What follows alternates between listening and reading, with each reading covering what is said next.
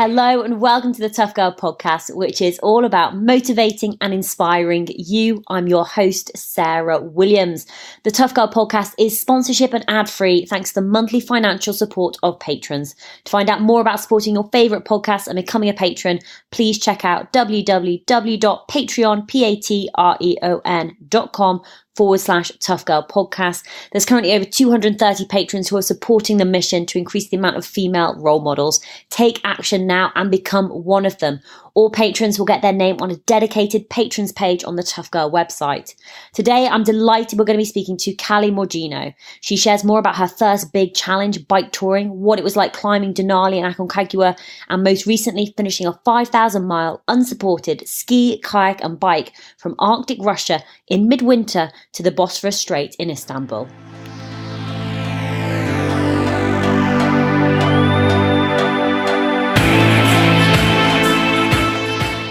My name's Callie Morgigno. I'm 32 years old and I currently live in Anchorage, Alaska. I would describe myself as a winter sports enthusiast. I'm kind of a wannabe mountaineer and skier, and I also teach philosophy while I'm up here in Anchorage. Oh, I love that. Have you always lived in Anchorage? Did you grow up there? No, I actually grew up in Southern California, and I moved to Alaska for the first time about 10 years ago, and then I've lived in a bunch of different spots throughout the state. I usually live in Girdwood, which is a small ski town just south of Anchorage, but I'm working in Anchorage now, and I kind of got a sweet living situation this winter, so I'm now living kind of closer to town. Oh, fantastic. So I want to know how a SoCal, Southern California girl ended up in Alaska. What was the journey? How did it all start?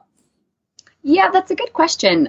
People, when I tell them I'm from California, they often say, ooh, that's a big change, as if I just sort of flew from the beaches of Southern California one day up to the mountains of Alaska. But really, I kind of lived in a bunch of different mountainy ski towns before coming to Alaska. So right after high school, I moved to South Lake Tahoe, which is a big ski area in California. And I spent 3 winters there. And then I moved to the East Coast for a bit. And then actually, I moved to Alaska after that. I think it just seemed like I had already done quite a bit of international traveling, but Alaska was, part of America. So I could work there legally and easily, but it still seemed really far away and adventurous, and you could drive there. So one day not one day, but one summer I just decided to drive up to Alaska, and it's basically been my home base ever since, even though I've still left quite a bit. Oh, fantastic. Now you have done a lot of international traveling and a lot of expeditions. So I'd love to know more about how that evolved for you. So you mentioned that you finished high school and then you ended up working like 3 winters in a ski area. Did you go to university at all, or what was the progression? I did go to university, but I always kind of took gaps in between, I guess. And also whenever I was home, I would take a bunch of extra classes so I could get through university faster. So I think I did my undergrad in about 3 years. But I had breaks in between those as well. Like I would only go to school when it was winter in Tahoe, and then I'd be traveling during the summer and fall usually. And then after I finished undergrad, that's when I went on my first kind of big adventure. I did a bike trip across Asia, Central Asia, into Mongolia, half of it alone, half of it with a girlfriend. And after that, I went to grad school. And then since then, I've gone on other trips after that as well. Cool. So let's go back to the bike adventure then across Asia. I mean, that sounds incredible. So did you start solo then? No, I started with one of my best friends who I'm actually living with right now, Kara. We had been living together in Alaska before the trip as well. And our goal was to just cycle the Pamir Highway because I had heard a lot about it. But I didn't really know anything about cycle touring. This was probably 7 years ago. And I'd say it wasn't quite as hip as it is now to be a cycle tourist. So I hadn't really seen many cycle tourists. Now I see them all over Alaska. But I hadn't seen many of them around or really knew that many people who had done it. So we just kind of planned on doing about 6 weeks and doing the Pamir Highway. We started in Tajikistan, in Dushanbe. And when we got there, we actually found out that there was political unrest, like along the Pamir Highway, basically. And so it was closed. And we spent a couple weeks along with a bunch of other cyclists. Dushanbe kind of had become like a chokehold for everyone who was trying to get east at that point because the Pamir Highway was closed. So in the end, we couldn't cycle the Pamir Highway. So we just cycled through Tajikistan and Kyrgyzstan. And then she flew home.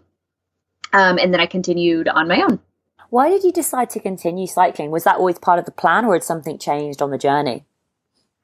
Yeah, it wasn't part of the plan at all. I often think when you leave to go on a big trip, you kind of don't really know what the outcome is going to be. And that's what I love about it. Like, am I going to come back to the same place, or am I going to get new interests out of this? Am I going to meet new people that are going to point me in a whole different direction or something like that? And it's definitely what happened on this trip. Kara had run out of money and she needed to come home for whatever reason. And I think it's because I had met so many cyclists that were on long trips. And I hadn't really thought of that before, I don't think. But I met, a bunch of British people that were cycling all the way to China, or other Europeans who were doing these big year-long trips. And I kind of thought, well, I have a bit of money and I certainly don't have to be anywhere. So I'll just keep riding my bike.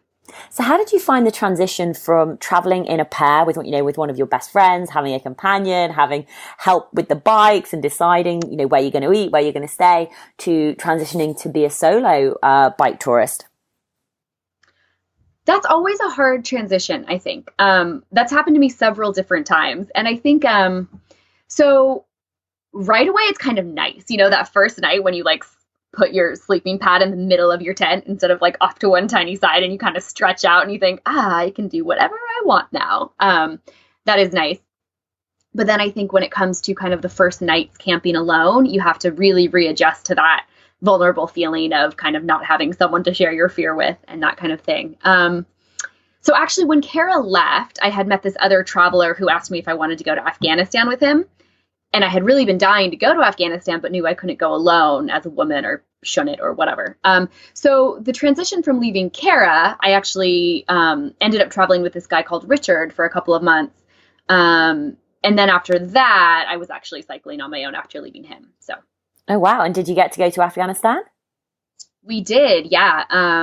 That's another whole long other story. We mostly were trekking in the Wakhan for a few weeks. But we ended up taking a bus down to Kabul. So we were there for about a month. What was it like? What year were you over there? 2013. 2013? Cool. What was it like being in Afghanistan? Did you get to meet many of the local people? Yeah, we definitely met local people. So the Wakhan is completely different to the rest of Afghanistan, I think. When we were in the Wakhan, the people there are, in fact, totally different than the Afghans and the rest of the country. They're a different sect. They're not very, they don't come off as conservatively religious. And they really live a subsistence lifestyle that seems like you've gone back in time 200 plus years. So in the Wakhan, we were just trekking around, basically. So we just spent 3 weeks basically hiking with everything that we needed for the 3 weeks, because there's no shops or anything like that. They really just live off of what they grow in the summer. So that was just a beautiful wilderness experience. But we had met so many nice people that we decided we felt quite safe and we would go to Kabul.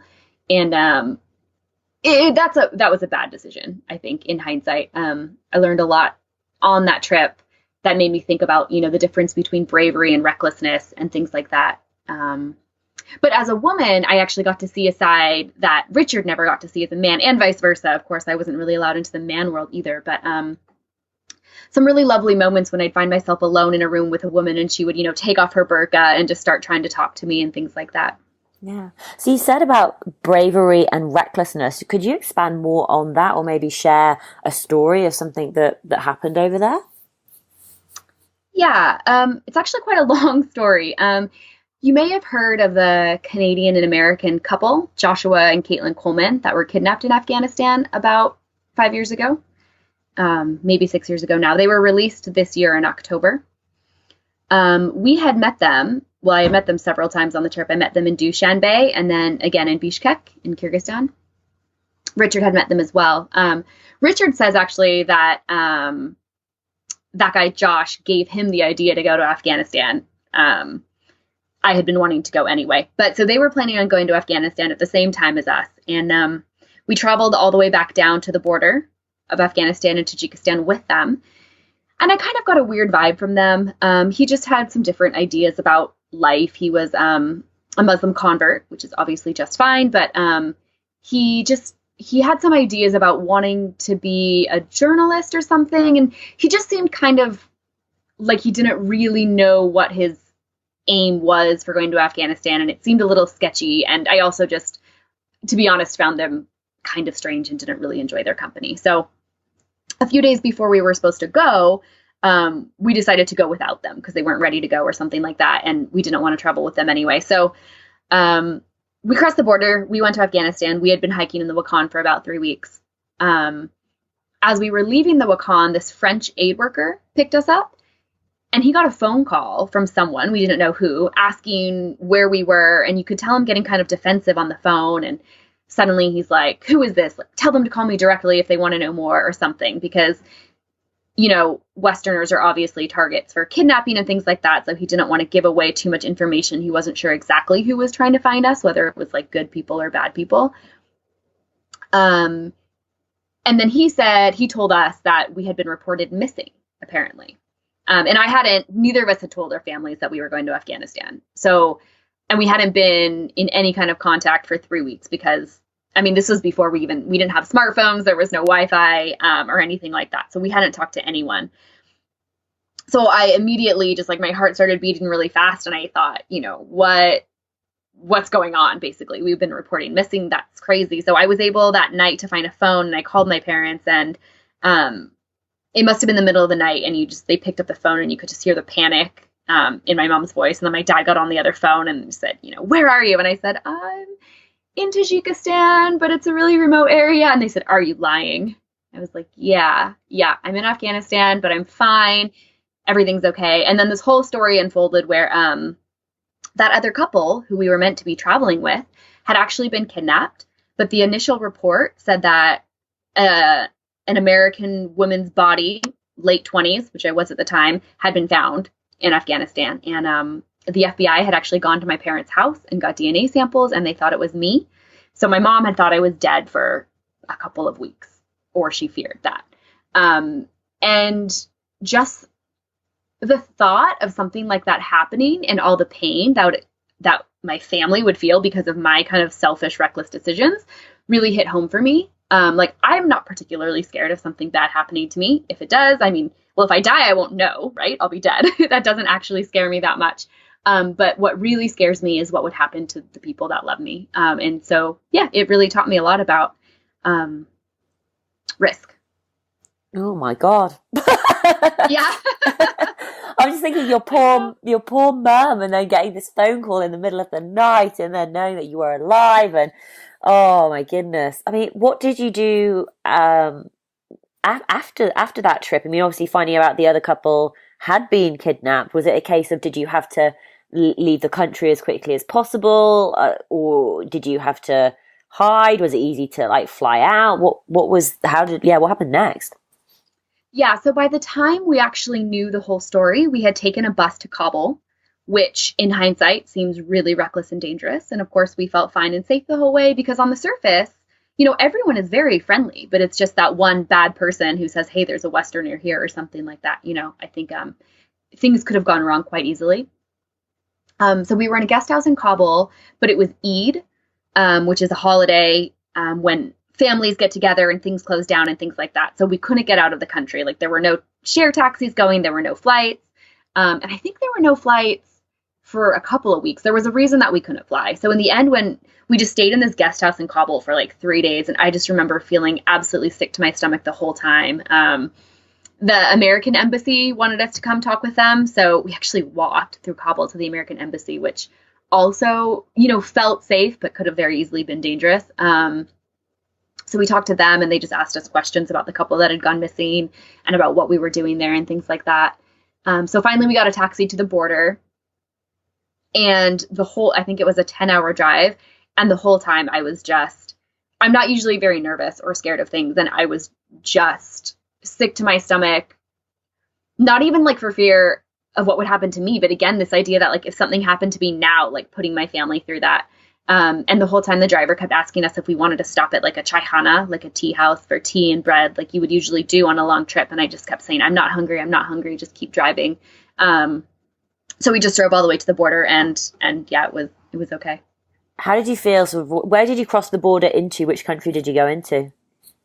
Back to Tajikistan. So at the time, so usually there's a border along the Pamir Highway from Tajikistan into Afghanistan in kind of a safer place. But that was closed because it was still closed due to that violence that prevented us from cycling the highway in the first place. So we had to enter north of a place called Kunduz, and Kunduz is not really safe, and we knew that, so we just had plans to like go through it as quickly as possible.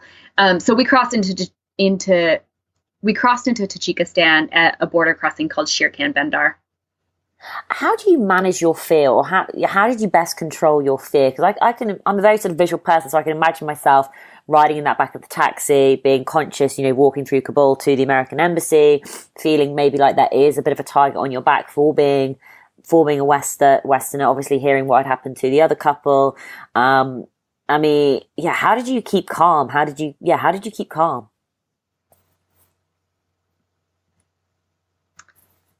I don't remember feeling like so nervous to the point that I wasn't calm. I mean, I wanted to get there as quickly as possible, and I knew that we were potentially doing something now that I kind of wish we weren't. But I think I'm pretty good at sort of knowing when a situation is inevitable and there's like no other option, I'm pretty good at being calm about it, I think. It's one thing. I think when I get nervous when I don't know the best course of action, right? Like on the top of a mountain or something when there's a storm and you could go down this ridgeline, or you could wait in camp, or you could not go at all. That's when I feel nervous because my decision really matters. But I feel like in this case in Afghanistan, there was really no other option. It was like, we have to take this taxi. We have to get to the border. So I think in those situations, it's quite easy for me to just be like, right, this is what we have to do, and kind of be calm about it. Even though, of course, I do remember like wanting to get through it as quickly as possible. Yeah. What did happen to the other couple? So they were held in captivity for 5 years. They were released this October. There's quite a bit of media about them. Like if you looked it up, you'd find it. I was actually in a documentary about them last year. So they had 3 children in captivity. And it turned into quite a sad story. It was this lovely story of them being rescued and coming home. But then the man, Joshua, got accused, or I don't know if that's the right word. Joshua suddenly had all these charges from the Canadian government put on him for like unlawful confinement and assault and things like that. And I guess nobody knows who's pressing the charges, but it's someone in the family, I guess. So he's been in prison. So it kind of turned into a weird story, actually. Oh my goodness. Wow. Blooming heck. Yeah. So after your experience in Afghanistan, did you carry on cycling? Where did you head to next? Yeah. So after that, Richard and I basically went back to where we had left our bikes, which was in Bishkek, the capital of Kyrgyzstan. And his plan was to cycle through China, like into winter, basically. I love skiing, and I had found out about this little ski resort town in the mountains in Kashmir, this little place called Gulmarg. And so I thought I would fly into Delhi and then cycle up to Kashmir and spend the winter skiing before carrying on, because, it was winter wherever I went. So I thought I could either cycle through the snow or I could just kind of leave my bike for a few months and do some skiing. So that's what I did. Oh, amazing. Tell us more about that. Flying into Delhi, cycling up to this little tiny ski resort. So the skiing in Kashmir, at this place called Gulmarg, is amazing. It's basically this backcountry area. There's one gondola that takes you up to 4,000 meters. And then from there, it's just kind of like uncontrolled terrain. And by that, I mean, there's no avalanche control or anything like that, like we find in Western resorts. But you're at the top of this ridgeline, basically, and you can go anywhere you want down any of these ridges. And the skiing was fantastic. And there was probably about 200 kind of foreigners there at any given time. So that was really fun. Cycling through India India was my least favorite place to cycle alone as a woman, 100%. I was so pestered by men all the time. I would go through this constant stream in my head. So I'd be cycling, and this is like leaving Delhi. So these busy highways, but there's also lots of other bicyclists and like kind of rickshaws and people on little motorbikes and things like that. So I'd be cycling along, and some guy would come up to me on a motorbike, and he'd start out pleasant enough, like, "Hi, how are you? Da da da da da." And then inevitably, a few minutes in, he'd be like, "Sex, sex," and I'd just be so angry.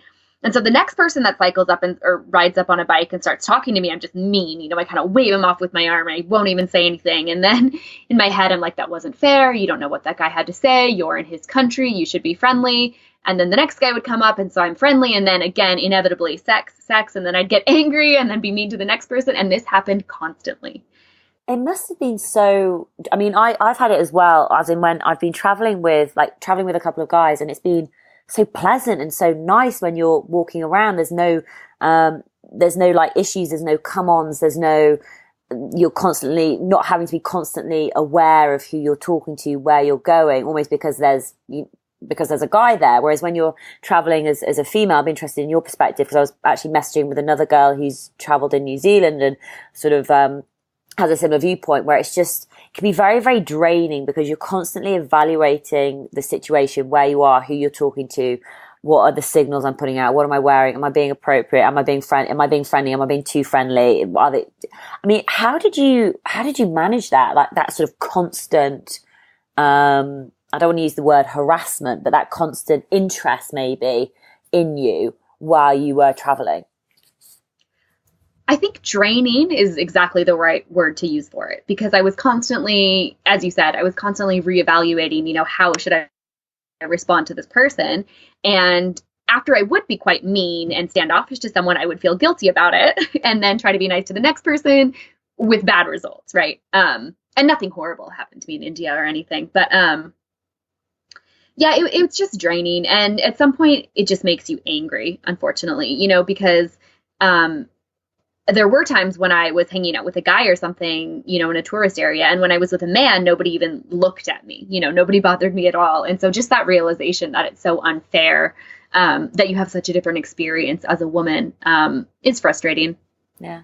So when you were traveling in India, like, how did you plan where you were going to stay? I mean, were you camping over there? Were you staying in hostels, in B&Bs, in homes? What were you doing? That's a great question. It was definitely different to any other cycle touring I had already done or that I've done since, because I did have to plan. And I never plan where I'm going to sleep for the night. I think that's my favorite part of cycle touring, is that you camp wherever you are. But in India, it's so populated. Until I got to the north. In Kashmir, it was a different story. But cycling north from Delhi, there's just people absolutely everywhere, and there's no place to camp. And especially, I would not have felt comfortable camping by myself anywhere. So I did have to find like cheap hotels, basically, is what I stayed in. You could find like a $3 to $5 room. Luckily, everything was so populated that I still didn't really have to plan. I just had to stop a little bit earlier in the day to make sure that I would have a place to sleep, but I still didn't like plan out my route, for the day or anything like that in advance. Just as it was starting to get towards evening time, I'd say like, okay, right, I should stop in the next town.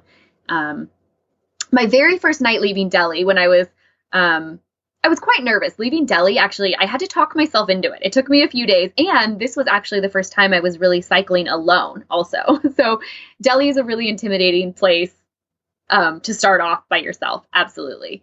So I had to kind of talk myself into it and amp up. But when I finally did leave, I'm out really in the middle of Delhi, and it's just chaos. There's cars, there's people walking, carrying big things. There's people with bikes with giant, sacks of grain and brooms and all these things on the back of it. And there's other people in little like rickshaws carrying other people around. And, so I kind of quickly went from being really overwhelmed by the chaos to sort of riding my bike and looking around me and thinking, everybody else is kind of going the same speed as me, and then I just sort of blended into the crowd, and it was quite fun.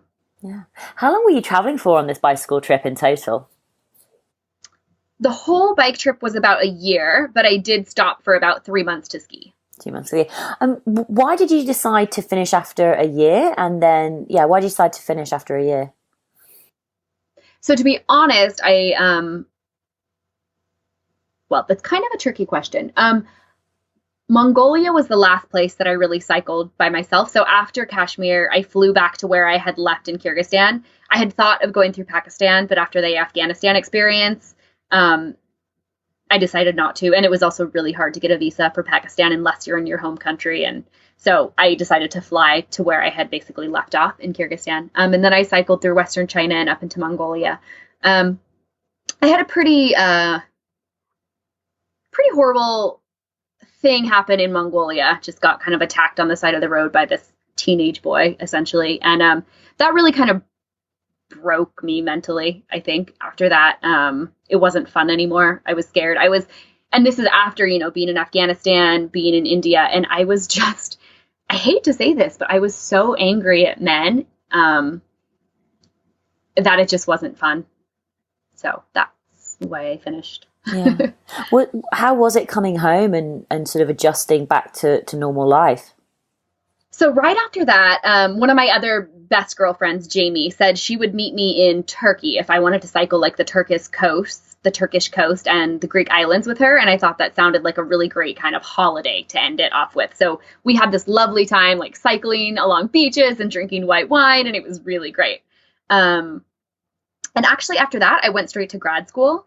And that actually was really disorienting. I went to grad school in Dublin, and I'm not a city person in general. So suddenly I was living in this, what to me is a fairly large city among all these people that just seemed to be kind of, I don't know, really into like fashion and going out and having beers. And I had no money for beers or clothes. And I just kind of felt like I couldn't really relate to anyone. And I really loved my program. So I kind of just like buried myself in books and things like that. But I do remember feeling really like socially awkward and like I didn't really have much in common with anyone I met when I look back on it.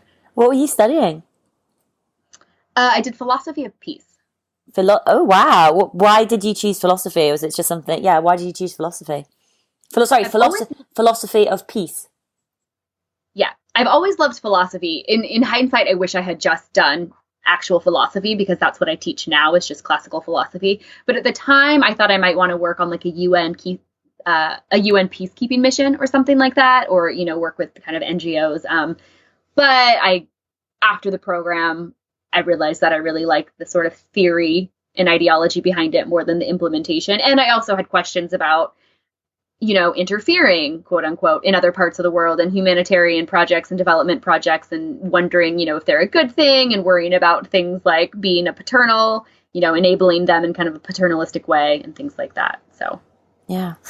So you've also done a lot of climbing as well. You have summited Mount McKinley and Aconcagua. Tell us more about climbing and how you got into mountains, really.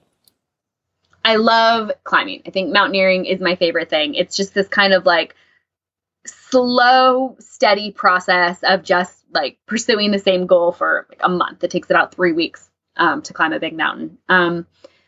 When I first moved to Alaska, it was something that I never would have dreamed that I could do. I remember being like 22 or 23, so about 10 years ago, meeting this guy who said he had come to Alaska to climb Denali, Mount McKinley, we call it Denali. And I was just amazed. I kind of thought, you're joking, right? Like how you can't climb Denali. And of course he did it and he came back and he kind of said it was great. And that planted the idea in my mind. And then I just kind of steadily became a more competent skier and mountaineer. I started kind of hanging out with friends on glaciers and learning like crevasse rescue and glacier travel and kind of just building the skills that I needed. And yeah. When did you decide to take on Denali? What year did you decide to summit it? It was 3 years ago. So I guess that would be 2016. Sounds right. Something like that. About 3 years ago. And I think we planned it, like 6 months before we decided to do it or something like that. And in terms of like planning, like how do you plan for climbing a mountain like that? So that was my first time in such a, well, okay. So Aconcagua was my first time planning like for a big mountain. And that did feel quite overwhelming. So climbing Aconcagua, and I did that with my friend Jamie, who had cycled with me in Turkey. neither of us had ever like packed food for 3 weeks to 4 weeks before. So that was a pretty big challenge. And plus we were doing all the food packing in Argentina. So we were in this town called Mendoza and trying to go to, find these big kind of grocery stores, but you can't find all the things you would normally find. I don't think there was peanut butter or things that we would normally take a lot of. So yeah, we wrote out everything that we wanted and we like kind of made a meal plan and then just got all of that food. But it was hard. That was the trickiest part, wondering, will things spoil? Is it going to be cold enough that, like a ham sandwich will keep for weeks or not? And just having to find food in a different country. So let's talk about Aconcagua first then, because that was the first big mountain that you went after and climbed, and this was back in 2016. So Aconcagua, 6,971 meters. It's the highest peak in South America. Talk us more. Did you train for it back in Alaska? Was this a goal that you had set yourself? How did it come about? Yeah, so Aconcagua was actually, I think, in 2014. So it was basically right after I finished grad school, and it was 2 years before Denali. So yeah, 2014. And I had been living in Montana, actually, with my friend Jamie. We just decided we wanted to climb Aconcagua. I had a few friends who worked as guides, and so they had been there a bunch. And I remember asking my friend for advice on the things we would need. And it just seemed quite attainable because while it is a very tall mountain, it's non-technical. Like you don't really need any climbing skills to climb Aconcagua at all. It's just challenging physically. I did wear my crampons, but not for very long on summit day, and you could probably get away without them, honestly. It's kind of just a really long walk with a lot of stuff. Did you go with a guide, or did you just sort of go with Jamie, so it's just the two of you doing it? Yep, it was just the two of us. Oh, amazing. Now, I didn't realize that you could do that. I thought you had to have like a professional guide. So in my head, you've rocked up to Mendoza. You've spoken with previous guides and stuff, and then once you got all your food together, was it just a case of starting to walk? Is there a path that you follow? Was there any navigation needed that you needed to do? So it's a pretty well-traveled route, and in the busy season, there's a ton of people on Aconcagua. We were there a little bit before busy season. We were there basically for Christmas and New Year's, actually. And it's not super hard to navigate unless it's actively snowing. So for the most part, we were just following paths that were pretty well trodden, and there'd be people above and below us. One day I ended up doing a gear carry by myself. Jamie wasn't feeling very well, so she opted to stay in the tent, and I was kind of feeling just restless and thought, well, I'll just take a bunch of our stuff up higher and leave it there anyway. Because expedition style climbing means you climb high, you deposit a bunch of gear, you climb back down and sleep, and then the next day you move the rest of your stuff. Because you're carrying 30 days worth of supplies, and that's really hard to carry all at one time. And it also helps you to acclimatize as you climb higher when you do it in steps like that. So one day I was doing a gear carry by myself, and it started snowing pretty heavily. And that was kind of hard to navigate then, just because I couldn't see, where the path was anymore, or even like the contours of the mountain. But I managed. So tell us more about what happened when you were on the mountain. Was there any sort of like challenging moments, or did everything sort of go to plan and was quite sort of smooth? Well, so I actually ended up doing 2 summit attempts, and the first one got totally turned around. Jamie actually was quite sick from altitude sickness by about 15,000 feet or something like that, maybe. No, higher than that, because base camp's actually a 14 on Aconcagua. But anyway, she wasn't feeling very well. And at some point, but she was trying to be super tough. And she's just trying to keep going until finally I was like, I don't think you can go anymore. Like, I know you're probably not going to give up on your own, but like, how do you feel? Do you really think you can keep going? And she's like, I don't think so, but it's so hard to turn around. And so basically before high camp, she didn't quite make it to high camp. And she knew, or she made it almost there, but she knew that she needed to go back down to sleep because she really didn't feel well. But we had talked to these people about the weather window. So when you're talking about summit day, you're always looking for the weather window. That's what everyone's always talking about. When is the weather window? And the weather window was the next day. So it was kind of like my chance to summit.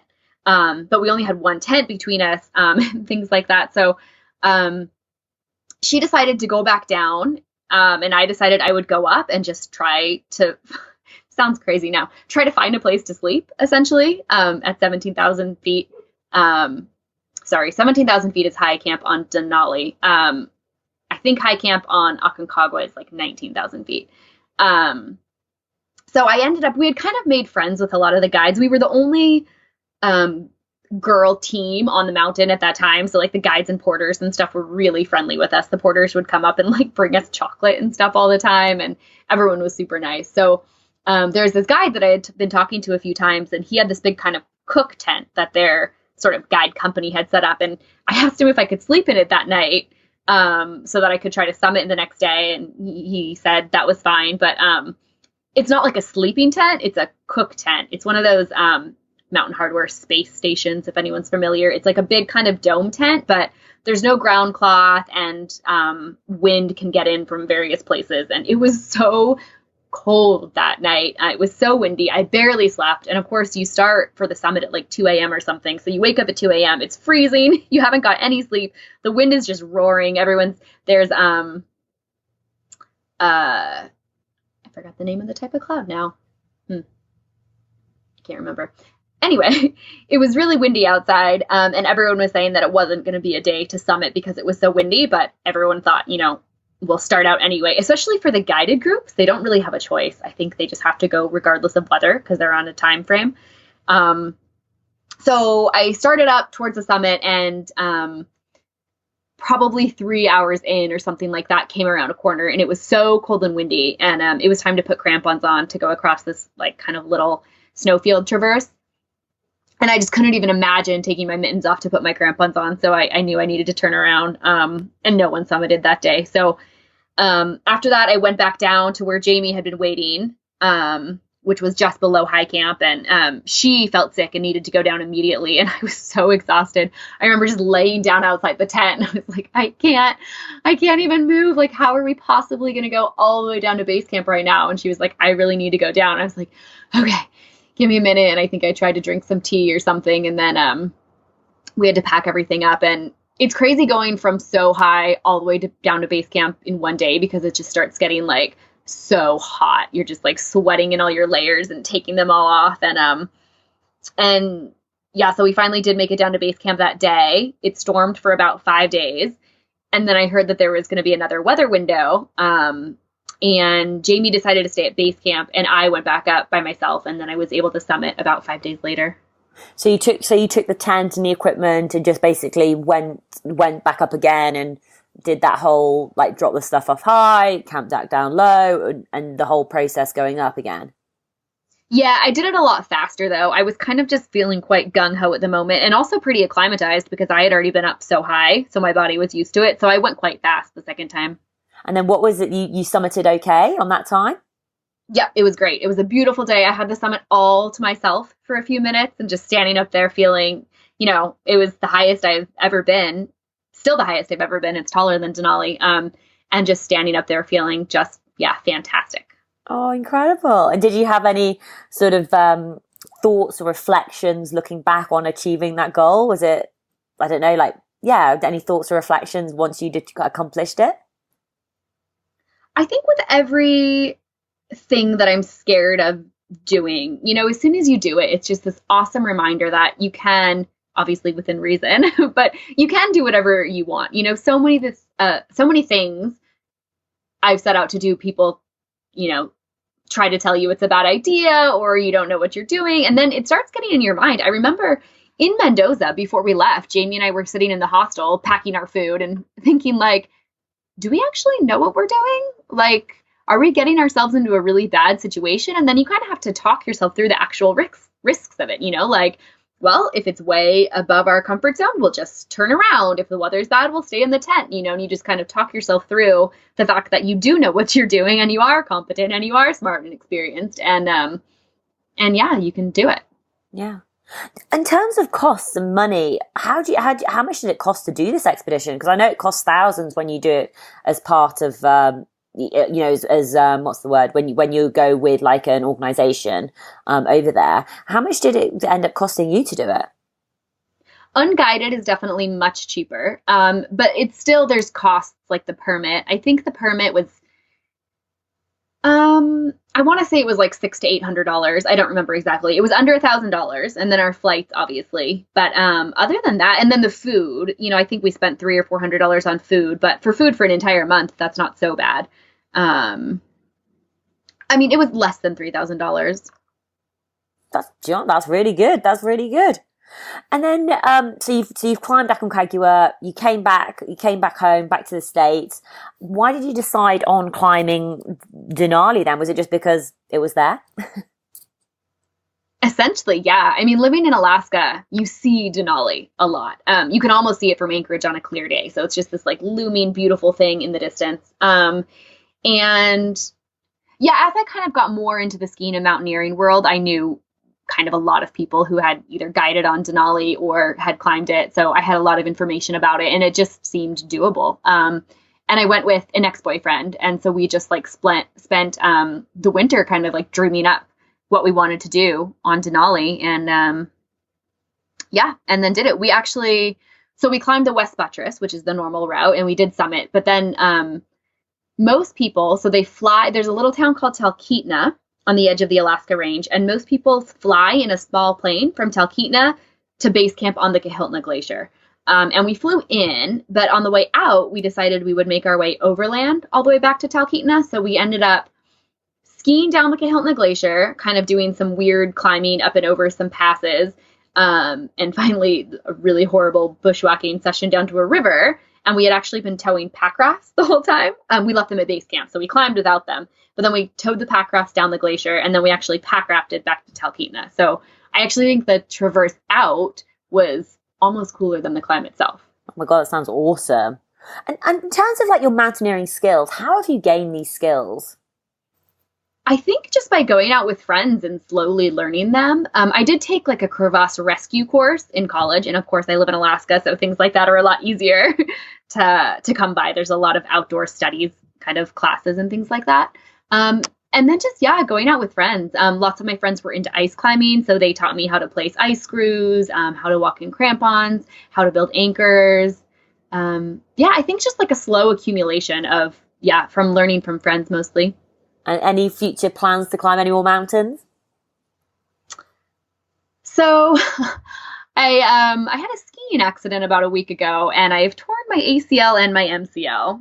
So I'm currently, so all my winter plans are not going to happen.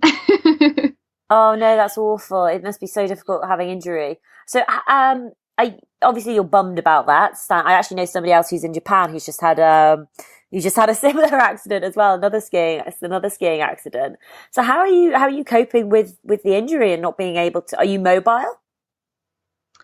Yeah, I haven't had surgery yet, so I have a big rigid knee brace right now. It only happened a week ago. I was on crutches for about 3 days, like I couldn't put any weight on it. Now I can hobble around, but everything outside is just like super icy and snowy, so it's hard to get around. I don't know how I'm going to cope with it. It's only been a week so far. I think I'm still almost in the denial phase, like surely this isn't going to be the next 4 months of my life, but I think the reality is that it will be. Yeah. And you mentioned Russia as well. Have you been on an expedition to Russia recently? Yes. So that was kind of one of my bigger expeditions. 2 years ago, a friend and I, actually a guy that I had met in Tajikistan while we were both cycling there, we kind of crossed paths and then kept in touch for like 5 years. We decided to go on this expedition, and the idea was to follow the line between Europe and Asia.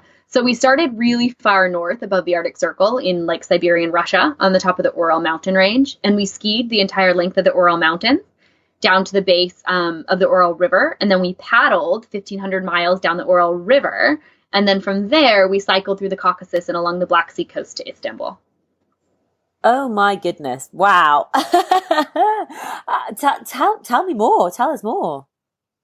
Yeah, skiing through the Urals was one of the most fun things I've ever done. Absolutely. We were really in the middle of nowhere. I think that's one of my favorite feelings, is just being completely alone in this vast, vast wilderness when you know there's nobody for literally hundreds of miles at some points. So it took us 3 months to do the ski, and we broke that into 1 month sections. So we would have food for 30 days at a time. And we really didn't see anybody in between those sections. And we would stop into, we planned our route quite carefully for that because we knew we were really in the middle of nowhere. So we would ski into these little tiny, very kind of odd and unique Siberian towns to resupply and rest for a few days before going on. I mean, how did you cope with the weather out there and the cold and because that's very extreme, isn't it? It was super cold. It was -40 when we started. Yeah, the first week was the coldest I've ever been. People had told me before that Denali was known for being one of the coldest places in the world. People have said it's colder than Everest. But Siberia it was the last week of February, or it might have been the first week of March. Siberia in midwinter is really, really cold. I've never been so cold. It was a challenge to keep everything dry. We had down sleeping bags and not synthetic. So very often on really cold polar expeditions, you want a synthetic sleeping bag because when down gets any kind of moisture in it, like even from your breath, even from the air, any moisture, the down grabs that moisture and it freezes. So you end up with this like solid frozen block of a sleeping bag that doesn't keep you warm. And we knew that was a risk, but I've taken a down sleeping bag on Denali, on everything I've ever done, and it's never been a problem. So I don't know if there was just more moisture in the air or what, but we ended up with these like frozen clumped together sleeping bags. It was horrible. I think that was the worst part. Otherwise, I'm pretty good at keeping warm. I mean, I had experience from Denali. You just learn all the tricks. So Charlie, the guy I went with, he's a British guy. He lives in London. He had never really been skiing before. He didn't know about the cold weather part of it. So I was kind of showing him all those parts. So I remember like yelling at him, like he'd take off his gloves and put them next to him. And it's like, put that in your jacket. Like anything you take off, you have to immediately like put it in your armpits or something, or else it will be frozen and useless later. So yeah, there's lots of little tricks to keeping warm. Oh, I'm literally still flabbergasted over the -40. I can't even imagine just even going to the toilet or taking your gloves off. I mean, everything would just be frozen. Right. So in the night, you definitely don't like go outside of the tent to pee. You definitely like pee in a bottle in the tent, which when you're with a guy that you don't really know very well, you get to know each other pretty quickly. So we had only met briefly before we decided to go on this trip together. And then, suddenly it's like, all right, turn around. I'm peeing in this bottle, which of course is a lot harder for me than for him. And I had like a little pee funnel that I would always use, which I'd be like, he'd find it like strewn around the tent, like pick it up gingerly with his fingers, like get rid of your pee funnel. So what happened after the skiing then? Because it was almost a bit like a triathlon that you ended up doing, an extreme triathlon. Exactly. Yeah. So from there, like there was kind of things that happened in between. We had to end up actually picking up some bicycles for a short, like 800-mile stint just to make it to where the river started. So we did that. But we were able to find an inflatable tandem kayak. So we bought that and we just started paddling down the river, and that felt so luxurious after winter. I mean, it was bittersweet ending the skiing for sure, because it was one of the coolest things I've ever done. Just that feeling of being by yourself with this one other person, just in the middle of nowhere in this pristine snowy environment with like nothing touching it. That was amazing. But suddenly I was in a bikini and it was hot outside and I could swim all day long and it was so lovely and relaxing. Oh my God, definitely quite a change. Yeah. What was the biggest challenge that you faced during that trip? Like on the river portion or the trip itself? The trip itself, I'd say. Yeah. So the skiing definitely was the section that presented the most challenges. I had been quite nervous about navigation. Because we were planning our own route. As far as we know, no one's ever traversed the entire Ural Range before. Potentially some Russian people have done it and it's just not documented anywhere. But so we were making the route entirely on our own. So we we printed out quite good maps and we spread them out all over the floor. And we were, looking at all the contour lines to find the most gentle passes and things like that, so we could navigate through the mountains in the best way. But we definitely found out early on that we wanted to be in the mountains, because if you're below tree line, getting through the trees with sleds and stuff is horrible. You can't see where you're going, and it just feels awful to be like in this thick forest. So we definitely tried to stay up in the mountains as much as possible. But weather was the biggest thing. It was windy every single day. It was always a headwind. I don't know how that's possible, but it was always windy. So getting out of the tent every morning. So we'd put our ski boot liners in our sleeping bags every night so that they wouldn't freeze, because they get all the moisture off your feet during the day, so they're wet.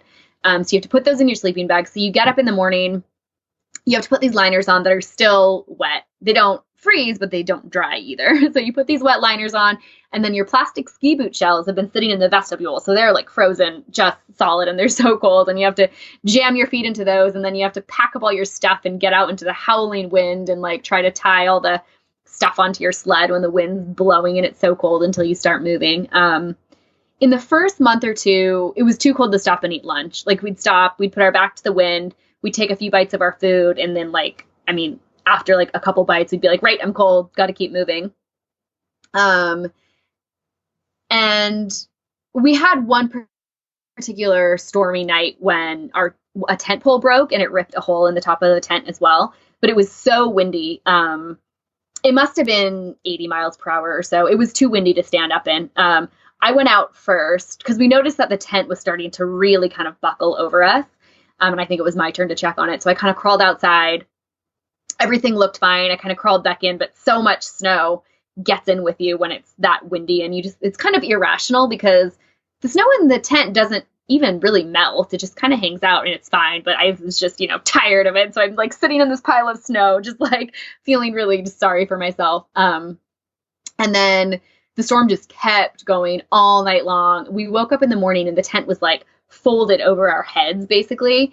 So we're like, all right, we're definitely not traveling today. So we just start reading books and whatever. And then it gets worse and worse and worse. And finally, Charlie's like, I better go outside and see what's going on. Like something's not right. So a few minutes later, he shoves this broken pole back in through the tent. And he had also seen that like our skis and stuff had like blown away way down the tent. We were on kind of an icy, almost like sastrugi field at this point too, because it was so windy that the wind was just scouring the snow. So a pole was broken. So we spent like 10 hours with our knees propped up against the remaining poles so that they wouldn't break as well, because it was way too windy to like replace the pole. Like we fixed the pole, but we couldn't take the tent down and repitch it in that wind. It was just impossible. So we spent the entire night with our knees up against these two poles, and we could barely hear each other over the wind, even though, we're like 6 inches apart. Like every few hours or minutes or whatever, we'd be like, hey, are you okay? Like, yep, are you okay? Just kind of yelling back and forth at each other. And I remember like you couldn't pee because the tent was it was basically folded all the way down on top of us. So we were like in this like basically like bivy sack with just like howling wind and snow blowing in everywhere. So that felt quite full on. I remember thinking like, what's the worst case scenario, which would be the tent gets shredded and we have no shelter and we have to literally ski all day and all night because it's too cold to stop until we get to the next town, which was still, I don't know, 100 miles away or something or more. Oh my goodness. How do you keep positive when you are in that situation, when you are in the tent with the wind howling around you at 80 miles per hour, with the tent pole broken, with the tent folding in over you, and thinking that's, the best case scenario is if the tent does go, we've got to get up and ski continuously for 100 miles until we reach the next town. I mean, what's going through your head? Everything is easier with a partner, I've definitely found. I think when you have someone to be scared with, it's not scary. I don't know. I think I'm also quite good in sort of high stress situations. I kind of like them, right? I think everyone who does this thing sort of thrives on that. It's quite fun. Oh, okay. No, I love it. So, I mean, huge challenge. I mean, how did this challenge even come about? So Charlie just sort of messaged you out of the blue asking if you wanted to do this, or had it been something that you talked about previously? we had been talking. So ever since we met, we had kept in touch, and he had just come back from like a 4-year cycling around the world trip. Or he had been back for a year or something. And we had just, whenever we were talking, we were bouncing all these ideas off of each other. Like, oh, this trip would be fun. That trip would be fun. And then one day he was like, we should really do something together. What about this idea? And he had the concept of the following the line between Europe and Asia thing. And I said, right, well, what if we do it on skis? Because that sounds fun to me. So then it just kind of came together. And I think from the moment we said like, yep, that sounds good, we never hesitated. We just thought, let's do this. Let's do this. I love it. And the kayaking portion, what was the sort of the scariest moment during that sort of leg? Nothing. It wasn't scary at all. It was so lovely. We got kind of arrested for being too close to the border of Russia and Kazakhstan. So we kind of probably knew that you can't just like kayak across an international border, especially one with Russia. But to get out and portage all of our stuff around on the road was going to be a huge hassle. I think this was my fault that kind of talked Charlie into like, let's just go for it. So we just went for it. And one afternoon, so we'd get out of the kayak every so often to kind of stretch our legs because it's quite a cramped place to be sitting in. So we had kind of pulled over to a little sandbar, and we were out of the kayak. And the speedboat pulls up to us with all these like military men in it, and they get out and they say, what are you doing here? And come with us, and da-da-da-da-da. So they packed up our kayak and made us get in, and then they drove us like to this police station or military base or something where they asked us what we were doing and, made us unpack all of our stuff and look through our cameras and blah, blah, blah. And they were very nice, and they gave us food and things like that. But they told us we were not allowed to be there, and they made us pay a fine. How much did you have to pay? I think it might have been $20 or something. We actually had to pay fines 3 different times. We had already gotten in trouble with the police once up in Siberia, and we had actually had to go to court. They found us guilty, and we had to pay a fine then as well. And then it happened again in Georgia. So we had 3 kind of police encounters. How was that? Was that quite scary, or did you sort of get used to it in the end and think, oh, it's not that bad? So the first one, I do remember kind of vaguely wondering if they were going to kick us out of the country and our trip would just be over. And that would be such a shame. So I don't know if it was scary, but we were wondering like, okay, is this going to be the end? Because it was 2/3 of the way through our ski. So we had 1 leg of the ski left. So it would have been really, really sad, heartbreaking if they had made us, if they had deported us then or something. But I mean, they were never scary. They're dealing with Russian army or police. You really get the feeling that they're just doing their job. I mean, they'd always like give us food and tea, and they were quite nice, but at the same time doing their job, it felt like. While we were cycling through Georgia, we kind of inadvertently cycled into South Ossetia, which is a self-proclaimed independent country that is not recognized by the international community, and therefore is not labeled as a different country on Google Maps or anything else. So we kind of cycled there by accident. To be fair, we sort of crossed a river and like pushed our bikes up a hill and things that we probably shouldn't have done. But that was the scariest kind of arrest. The Russians were very nice, but then they kind of transferred us to the South Ossetian soldiers, and they were quite gruff. They didn't speak any English, and they just like put us in a cell basically for the night. Like didn't let us go to the bathroom, didn't give us any food, but we were together. So it wasn't scary, but it was definitely scarier than the other 2 times. Yeah. So what's, I know you're obviously dealing with injury at the moment, but if you weren't dealing with injury, what plans did you have for 2019, or maybe what are the plans for later on in the year after you've recovered and gone through all your physiotherapy and your knees back working again? So all of my kind of recent plans were mostly for work. I was planning on guiding on Denali this spring, so I'm quite bummed that I'm not doing that. And I was also going to be teaching a winter skills course this winter. So basically teaching students in the outdoor studies department how to basically do ski expeditions, like to winter camp and to pull sleds on skis and things like that. But my goal, I wanted to climb the tallest mountain in the Chugach, which is the small range. Well, it's not small, but the mountain range nearest where I live in Alaska. I kind of have a vague idea of climbing and skiing all the tallest peaks and all the ranges in Alaska. Sounds like fun. So that's kind of what I was thinking about next. I think for the near future, I was just thinking of fun sort of trips, like maybe rock climbing and surfing and things like that. No huge expeditions in mind quite yet. But I definitely, I think ski expeditions are where I'll be focused on. Awesome. And Callie, where's the best place to find you on social media? Do you have your own website, blog, etc.? I'm not super active on social media. I know a lot of people kind of like to, share more about their trips than I do.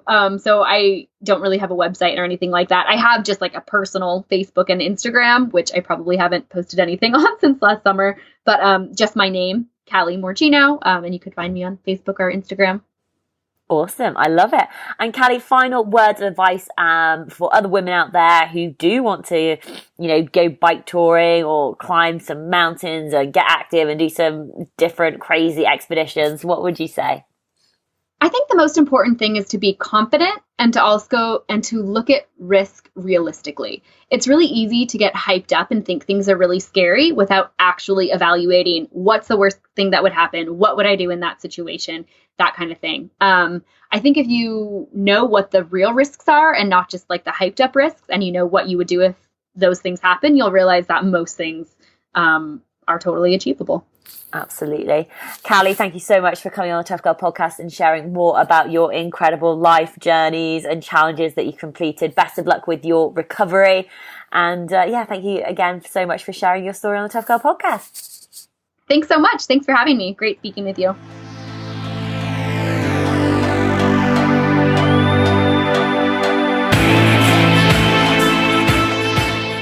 Hey Tribe, I hope you enjoyed that episode with Callie. What an absolute inspiration. As always, all of the information and the show notes is available at toughgirlchallenges.com. If you're new to the podcast and it's the first time that you've heard about us, then please do go check out toughgirlchallenges.com. On the website, you can find previous guests that we've interviewed going back to 2015. The new episode's been coming out weekly since then, so there's now over 180 episodes for you to listen to. There's also the Tough Girl blog. There's also more information about books that I've written, from Marathon to Sabs, climbing Kilimanjaro, and chalet hosting. Just want to do a couple of shout outs to members of the Tough Girl tribe. A massive well done to Katrina Megget, who is at this moment in time currently over in New Zealand. She's walking the Tuarua Trail and she's currently about halfway point. So she's just completed the North Island, which is awesome. So the Tuarua Trail is around 3,000 kilometers and it runs down the full length of New Zealand. So go and check out Katrina's blog. She's blogging all about it, katrinamegget.com. You can also listen to Anna McNuff. She's talked about running the full length of the Tuarua Trail as well on the Tough Girl podcast. Well done to Ellery Smith, who's currently on her ski season and just completed her first red run, absolutely smashing it. Well done to Ellen Piercy, who has completed her Hill and Moorland Award, which is awesome. I know, Ellen, how hard that you've been working to get this award, and you put in all the hard work, you put in all the effort, and you kept on going and you achieved it. Absolutely fantastic. And Ellen's also behind Rando Girls, and I've been on quite a few walks with Rando Girls before previously, so I'm really excited to see what's going to be next for you. Well, best of luck to Amanda Louise, who is currently training for the Three Peaks Challenge, and also a big shout out to Donna, who's currently over in Spain walking the Camino. Absolutely amazing. And finally, I actually got to meet, so I interviewed Frances Taylor, must have been maybe 2 years ago, when she was cycling around New Zealand, and she's currently over in Australia. And she shared a little post basically saying that she's rode her 3,000 Australian mile along the east coast of Tasmania. It's so beautiful, but she had to change her plans a bit because of the wildfires, but safety trumps sightseeing. She was told that maybe my goals are too high, re her Australian ride. So she took the day to rest, pause, reflect, and decided that hell no, they're not too high. I'm doing what I want with a smile on my face, and that's good enough for me. I can only see my goals getting higher and higher. So I just wanted to share that with you, because there's always going to be people out there who don't believe in your goals and your ambitions, but the only person who matters is you. Believe in yourself. If you want to do something, then go out there and get after it. So a massive well done to all members of the Tough Girl tribe who are getting out after it, who are achieving, who are setting goals, who are putting plans in place and making it happen. Now, the Tough Girl tribe is a closed Facebook community. It's only open to the female patrons of the Tough Girl podcast who are supporting the work that I do at $5 a month. If you want to find out more about that, then please do go check out Patreon, patreon.com/Tough Girl podcast. There's various different levels that you can support at, from $2, $5, $10, all the way up to $25. it does make a massive difference. It does help fund the running costs. It does allow me to earn an income, to actually be able to have a life, which is obviously very, very important. Nothing in life is free, unfortunately. I'm also very excited to let you know about a workshop that I'm running with Bex Band. So Bex Band she's known as the Ordinary Adventurer. That's her website. And she's also the founder of Love Her Wild, this incredible female community for motivating, inspiring, women as well to get out there, to go on adventures. And myself and Bex are actually running a workshop. We're going to be sharing all we know about building a brand. So both of us actually started with nothing. We didn't have a name. We didn't have any connections. We definitely didn't have any budget.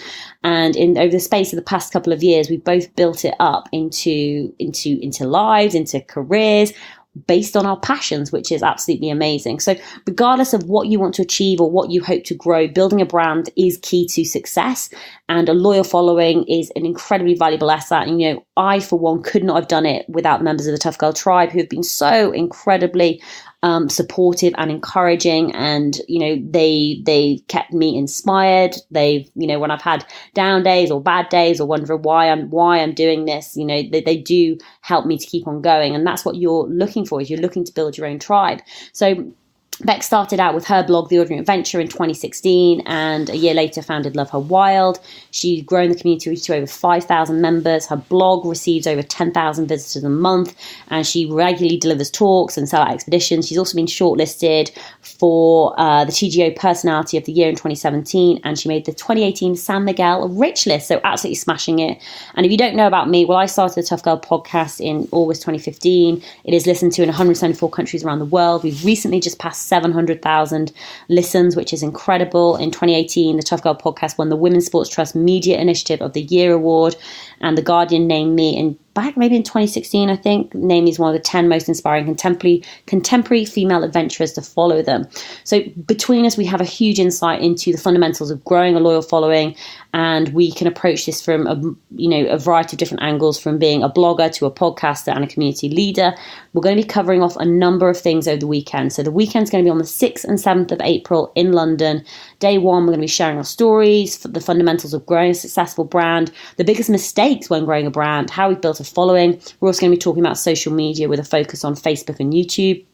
Day two, it's going to be maintaining a loyal following, social media with a focus on Instagram and Twitter, using film to enhance your engagements, working with other brands and sponsorship, and the power of collaboration. There's going to be lots of time for questions and answers. There's going to be a chance for you to share your own projects with the group and to network with the other attendees. It's going to be a full weekend. You are going to be working hard, but it's going to leave you really inspired, and also give you the knowledge and skills to really start making the changes that you want to see in your business. So please do go check out loveherwild.com/build your brand workshop. There's also links on my social media to this page, but it's from Saturday the 6th and 7th of April, Goldsmiths University, London, from 10 a.m. to 5 p.m. Members of the Tough Girl Tribe and members of Love Her Wild will get a 10% discount. So the cost is £200, which is an absolute bargain for a 2-day workshop with both me and Bex Band there as well. So please do go check it out.